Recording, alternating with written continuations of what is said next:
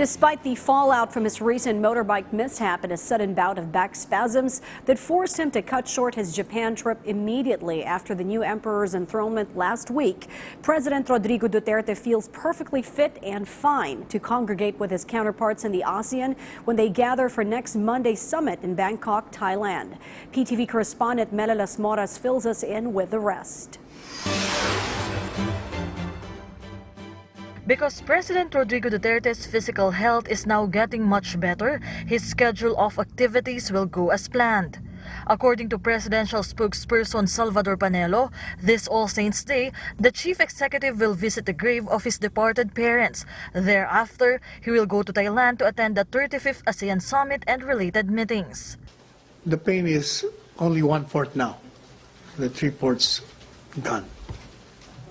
And also coming from the First Lady said that the President had, ang tawag doon yung treadmill. Nag-treadmill doon siya kahapon. In a separate press briefing of the Office of ASEAN Affairs, Assistant Secretary Juniver Mahilom West said the issue on South China Sea Code of Conduct might be raised by the President in the summit. It's unavoidable. Kasi doon sa meeting na yon ng mga leaders, they will have a parang tour of the horizon of what's happening throughout the region. So in all three pillars of cooperation, political, security, economic, and then socio-cultural. So it will be discussed there, and then I think we could expect the countries to give their positions. Aside from the meetings of the members of the Association of Southeast Asian Nations, there are also other programs lined up for a number of partner nations of the ASEAN. In total, there are around 40 documents to be signed in the summit. These include the ASEAN +3 Summit and the East Asia Summit, where leaders are expected to share their views regarding regional and international issues affecting our region and beyond. ASEAN will also have one-on-one summits with China, with India, the United Nations, the United States, and Japan.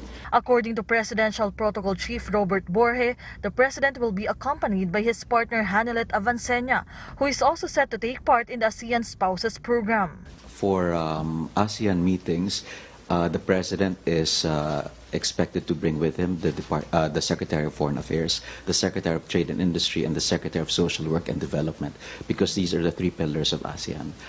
As for other members of the Cabinet, we're still firming up, again, based on the agenda items and the talking points of the President. Mela Las Moras for the Nation. Beyond the headlines, It's news with a different perspective. before the day ends, For events that shape our views and impacts the world around us. we keep you up to speed.